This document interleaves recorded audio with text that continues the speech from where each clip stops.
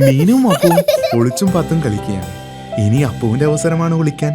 മീനു എണ്ണിക്കഴിയുന്നതിന് മുമ്പ് അപ്പു എവിടെയെങ്കിലും വിളിക്കണം.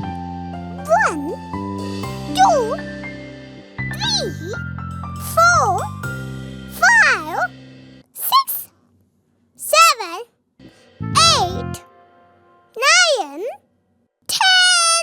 വിളിച്ചോ? ഞാൻ കണ്ണു തുറക്കാനേ. അപ്പു എവിടെയാണ് വിളിച്ചതെന്ന് ഇനി മീനു കണ്ടുപിടിക്കണം. മീനു അപ്പുവിനെ കണ്ടുപിടിച്ചു. അപ്പു ഞാൻ പെട്ടെന്ന് കണ്ടുപിടിച്ചു. ഇനി മീനുവിന്റെ അവസരമാണ് വിളിക്കാൻ. ഞാൻ സഹായിക്കാം അപ്പു എണ്ണാൻ. 1, 2, 3, 4, 5, 6, 7, 8, 9, 10. ശരി അപ്പു, കണ്ണു തുറന്നോളൂ. മീനു എവിടെ ഒളിച്ചിരിക്കുന്നതെന്ന് ഇനി അപ്പു കണ്ടുപിടിക്കണം. മീനു ടേബിളിന്റെ അടിയിൽ ഒളിച്ചിട്ടില്ല. അപ്പോ നീ മുകളിൽ നോക്ക്.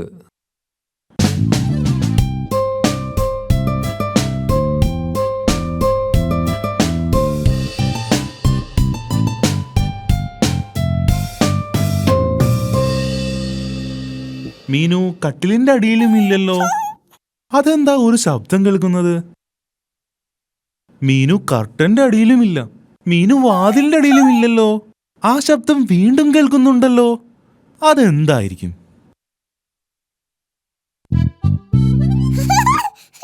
മീനു എവിടെ ഒളിച്ചിരിക്കുന്നതെന്ന് അപ്പു കണ്ടുപിടിച്ചു.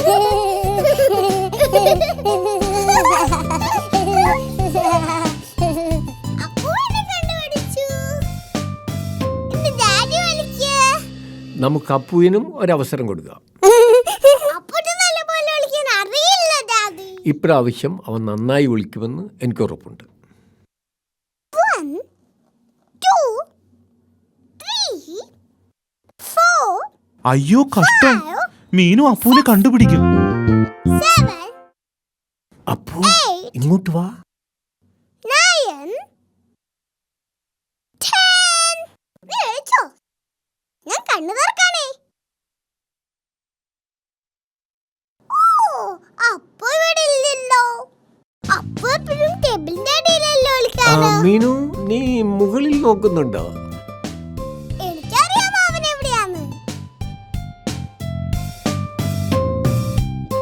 ടോയ് ബോക്സിൽ ഉണ്ടാവും.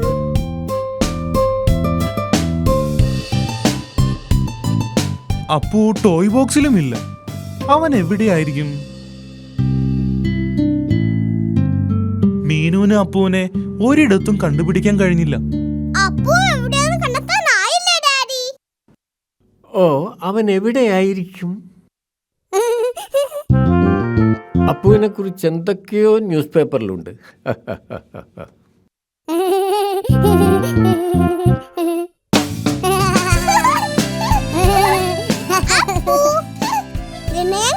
ഓ, അത് ഒളിക്കാൻ നല്ലൊരു സ്ഥലമായിരുന്നു.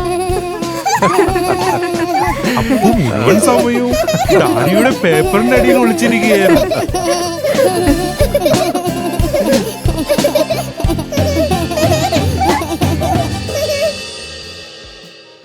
കൂട്ടുകാരെ, മീനും അപ്പും ഒളിച്ചും പാത്തും കളിച്ചത് കൂട്ടുകാർക്ക് ഇഷ്ടമായോ?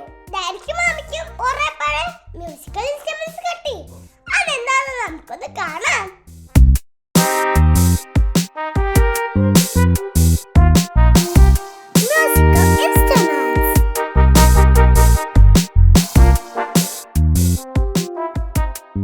ഡാഡി ബിയും മമ്മി ബിയും വീട് വൃത്തിയാക്കിയായിരുന്നു. മമ്മി ബിയും ഞാനും ഈ വീട് വൃത്തിയാക്കിയപ്പോൾ ഒരു പഴയ ബോക്സ് കിട്ടി. നിങ്ങൾക്ക് ആർക്കെങ്കിലും പറയാമോ ഈ പെട്ടിയിൽ എന്താണെന്ന്? ഇതിൽ നിറയെ മ്യൂസിക്കൽ ഇൻസ്ട്രുമെന്റ്സ് ആണ്. ഇതിൽ നിറയെ പൊടിയാണെന്ന് തോന്നുന്നു. ഇതാണ് വയലിൻ. ഞാൻ ചെറുപ്പത്തിൽ ഇത് നന്നായി വായിക്കുമായിരുന്നു. കുറെ നാളായി ഞാനിത് വായിച്ചിട്ട്. ഞാൻ മറന്നു തുടങ്ങിയെന്ന് തോന്നുന്നു.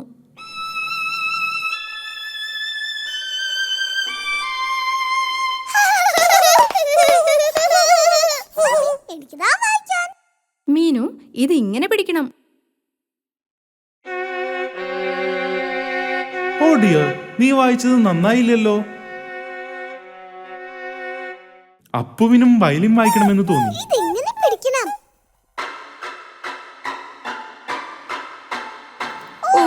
അയ്യോ, ഇത് ശരിയായില്ലല്ലോ. വയലിൻ വായിക്കാൻ വളരെ ബുദ്ധിമുട്ടാണല്ലേ. മീനു, നീ ഈ ഡ്രം ഒന്ന് വായിച്ചു നോക്കിയേ. Thank you daddy. ഇത് പിന്നെയും ഭേദമാണ്. നന്നായിട്ടുണ്ട്. അതെ, ആ ശബ്ദം മനോഹരമായിരിക്കുന്നു. ഇത് ഡാഡി ബിയുടെ പഴയ അക്വേഡേനാ. ഞാനിത് വായിച്ചിരുന്നത് മമ്മിയെ സന്തോഷിപ്പിക്കാൻ വേണ്ടിയാണ്. ഓ ഡാഡി ബി, ഞാനിപ്പോ അതൊക്കെ ഓർത്തു പോവുകയാ. മീനുവിന് ഡ്രംസ് വളരെയധികം ഇഷ്ടമായി. ഹോ, ഹോ, ഹോ, ഹോ. അപ്പുവിനും അക്കോഡിയം വായിക്കാൻ തോന്നി. നിനക്കിത് വായിക്കാൻ കഴിയില്ല അപ്പു, കാരണം ഇത് വായിക്കാൻ വളരെ ബുദ്ധിമുട്ടാണ്. അപ്പോ ഈ അക്കോർഡിയം വായിക്കാൻ എന്റെ ഡ്രംസിനേക്കാളും പാടാ. ശരി അപ്പു, നീ ഒന്ന് നോക്ക്.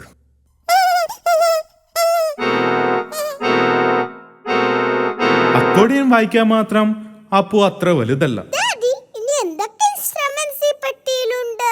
ഇനി ഈ ഹോൺ മാത്രമേ ഉള്ളൂ. ഞാൻ നോക്കട്ടെ. ഇത് വായിക്കാൻ വളരെ ബുദ്ധിമുട്ടാണ്. അത് വായിച്ചത് ശരിയായില്ല. ഇത് സാരമല്ല ഡാഡി.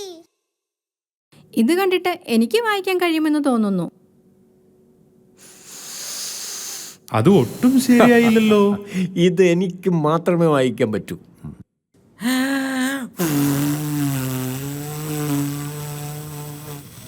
ഇതും ശരിയായില്ല.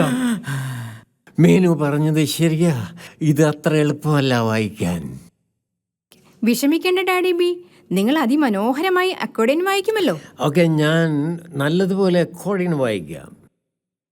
ഞാൻ എൻ്റെ വയലിൻ വായിക്കാം. ഞാൻ ഡ്രംസും വായിക്കാം. മമ്മി ബി വയലിൻ വായിച്ചു, ഡാഡി ബി അക്കോഡിയം വായിച്ചു, പിന്നെ മീനു ബി ഡ്രംസും വായിച്ചു. പക്ഷേ അപ്പു എന്ത് ഇൻസ്ട്രുമെന്റ്സ് വായിക്കും?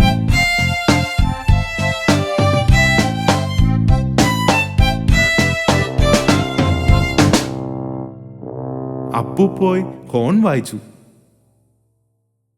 ഡാഡിക്കും വായിക്കാൻ കഴിഞ്ഞില്ല, മമ്മിക്കും വായിക്കാൻ കഴിഞ്ഞില്ല, പിന്നെ എനിക്കും വായിക്കാൻ കഴിഞ്ഞില്ല. പക്ഷേ അത് അപ്പൂന് വായിക്കാം.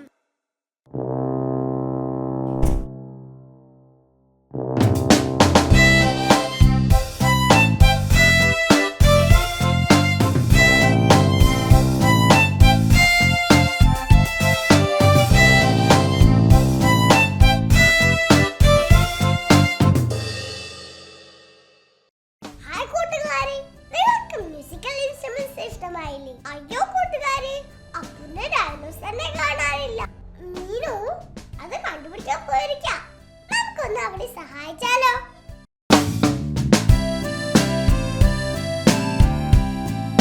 Mr. Dinosaur's lost. അപ്പുവിന്റെ പ്രിയപ്പെട്ട കളിപ്പാട്ടമാണ് ഡൈനോസർ. Dinosaur. അപ്പുവിന് ഡൈനോസറെ വലിയ ഇഷ്ടമാണ്. ചില സമയത്ത് അപ്പുവിന് ഡൈനോസറെ വെച്ച് മീനുവിനെ പേടിപ്പിക്കാൻ ഇഷ്ടമാണ്. ഭക്ഷണം കഴിക്കുന്ന സമയത്തും ഡൈനോസർ അപ്പുവിന്റെ അടുത്ത് തന്നെ ഇരിക്കും. ആരാ ശബ്ദം ഉണ്ടാക്കിയത്? അപ്പു, നീയാണോ?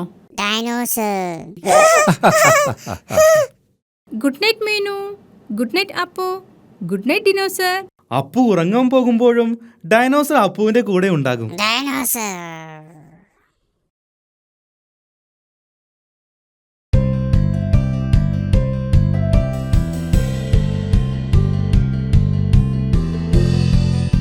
അപ്പുവിന് ഏറ്റവും ഇഷ്ടപ്പെട്ട കളി ഡൈനോസറെ മുകളിലേക്ക് എറിഞ്ഞ് താഴേക്ക് വരുമ്പോൾ പിടിക്കുന്നതാണ്.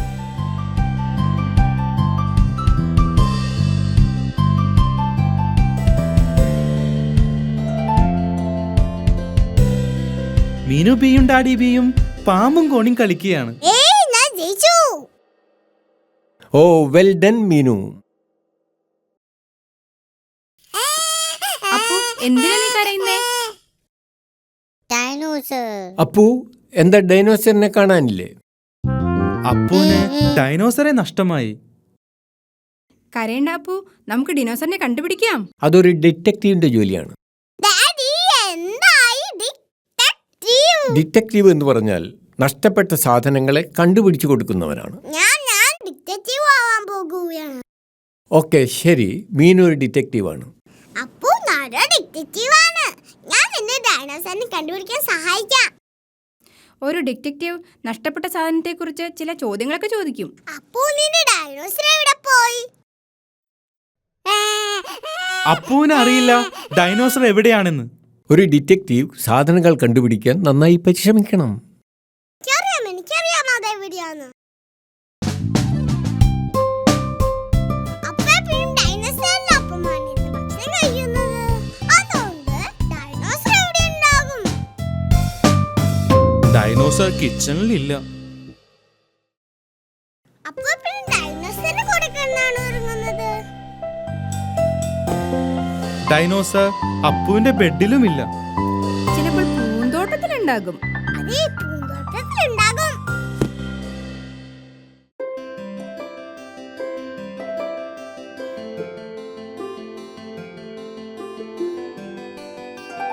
എവിടെയാണ് ഡൈനോസർ? ഡൈനോസറെ കണ്ടുപിടിക്കാൻ വളരെ ബുദ്ധിമുട്ടാണ്.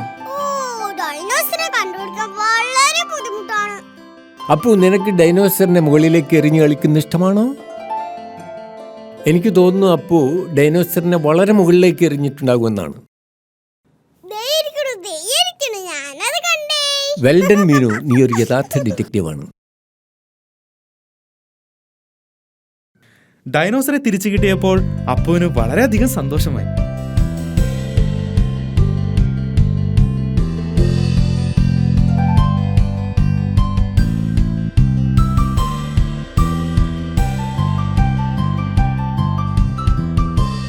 എനിക്ക് തോന്നുന്നത് ഡിനോസറിനെ മരത്തിലേക്ക് എറിയുന്നത് നല്ലൊരു കളിയാണെന്നാണ്.